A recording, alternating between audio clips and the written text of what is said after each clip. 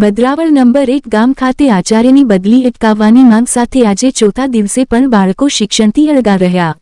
ભાવનગર જિલ્લાના તળાજા તાલુકાના ભદ્રાવળ નંબર 1 ગામની કેન્દ્રવતી પ્રાથમિક શાળામાં ફરજ બજાવતા આચાર્યએ સ્વેચ્છાએ અન્ય સ્થળે બદલી માટે અરજી કરી હતી। આ અરજીને ધ્યાને લઈ સરકાર દ્વારા તેમની બદલીના આદેશ આપવામાં આવ્યા છે।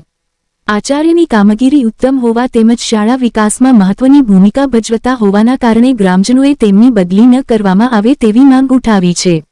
આ માંગના વિરોધ સ્વરૂપે ગામલોકોએ બાળકોને શિક્ષણથી અળગા રાખ્યા છે। આજે ચોથા દિવસે પણ આશરે 200મી વધુ વિદ્યાર્થીઓ શાળાએ હાજર રહ્યા નહોતા। આચાર્યની બદલી રદ કરવામાં આવે તેવી માંગ યથાવત રહેતા મામલો વધુ તીવ્ર બન્યો છે। બીજી તરફ બાળકોનું શિક્ષણ બગડે નહીં તે માટે શાળા સ્ટાફ દ્વારા ઘરે ઘરે જરૂરી પુસ્તકો પહોંચાડવામાં આવી રહ્યા છે અને પોતાના ઘરે શિક્ષણ મળે તે માટે પ્રયત્નો કરવામાં આવી રહ્યા છે। અને બીજી તરફ આ વિરોધના મામલે તાલુકા પ્રાથમિક શિક્ષણ અધિકારી સાથે થયેલ વાતચીતમાં તેઓએ જણાવ્યું હતું કે વાલીઓના બદલીના વિરોધને લઈને દરરોજના માટે રિપોર્ટ કરવામાં આવે છે અને ઉપલી કચેરી ખાતે મોકલવામાં આવે છે। અનેક કિસ્સાઓમાં શિક્ષકની બદલીની માંગને શાળાને તાળાબંધી કરાઈ છે। ત્યારે અહીં ઉલટું થયું છે। શિક્ષક સ્ટાફ દ્વારા આનો બોધપાઠ લેવો રહ્યો। જે ગામમાં ઈમાનદારીથી નોકરી કરતા હોય ત્યારે જ ગામજનો અગ્રણીઓ અને વિદ્યાર્થીની લાગણી હોય છે। આ એક દાખલો ઉદાહરણ તરીકે પૂરો પડ્યો હોવાની ચર્ચા છે। રિપોર્ટ ધરમશી મકવાણા તળાજા।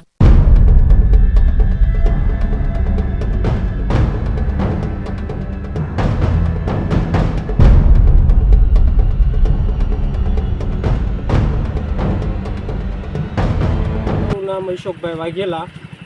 બાળકોની સર્વ બાળકોની ગામજનોની એવી માંગણી છે કે આપાભાઈ અહીંથી બદલી કરીને વહી ગયા છે, એમને પાછા લાવવા માટે ગામની તનતોડ મહેનત અને બાળકો ઘેરેથી આવવામાં નિશાળે ના પાડે છે છતાં બાળકો નથી આવતા। એટલે અમારી સરકારશ્રીને એવી નિમંત્રણ છે કે તાત્કાલિક આનો નિર્ણય લાવે અને તાત્કાલિક આપાભાઈને અહીંયા ભદ્રાવળ કેન્દ્રવતી શાળામાં હાજર કરે એવી સૌને આશા રાખીએ છીએ અને સરકારશ્રીને પણ કહીએ છીએ કે તાત્કાલિક ધોરણે આનો નિવાડો લાવે।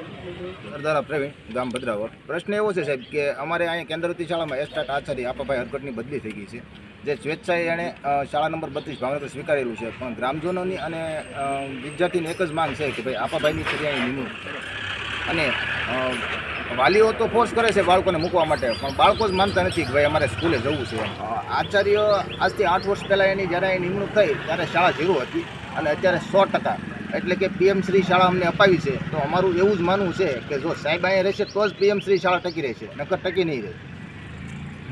ભાવેશ મગનભાઈ, ગામ ભદ્રાવળ કેન્દ્રવતી શાળામાં મારા બાળકો ભણે છે અને બાળકોને ખાસ તો એ કે આપાભાઈ શિક્ષક જે છે એ આ સર્જન કરી અને વૈયા ગયા, એ સર્જન છે એ બનાવતા બહુ વાર લાગે છે અને બાળકો અને ગામ લોકોની માંગણી અને લાગણી છે કે આપાભાઈ આચાર્ય પરત આવે અને શિક્ષણ કાર્ય સંભાળે, બાળકોનું ભવિષ્ય ના બગડે। એના માટે ખાસ વાલીએ અત્યારે બાળકો આવવા તૈયાર જ નથી કે આપાભાઈ આવે। રાત્રે કે આખા દિવસમાં બાળકો 2 થી 3 ફેરી અમને ન યાદ કરે વાલીને, પણ આપાભાઈને તો પરત એમ કે આપાભાઈ આવશે કે ના આવશે, તો અમારે બાળકને સમજાવવા આવડે કે ના ના આવી જાય છે। તો ખાસ તો એ છે કે બાળકોનું શિક્ષણ ન બગડે અને આ સર્જન કર્યું PM શાળાએ આપણને ગુજરાતની PM શાળા કહેવાય કે આ મોદીએ PM શાળા આપી, તો એનો મતલબ કે શિક્ષક જ સારા ન હોય તો PM શાળાનો મતલબ શું? અને બધા શિક્ષકો અને આચાર્ય ખાસ આવે એવી બધા વાલીઓની અને ગામજનોની માંગણી છે।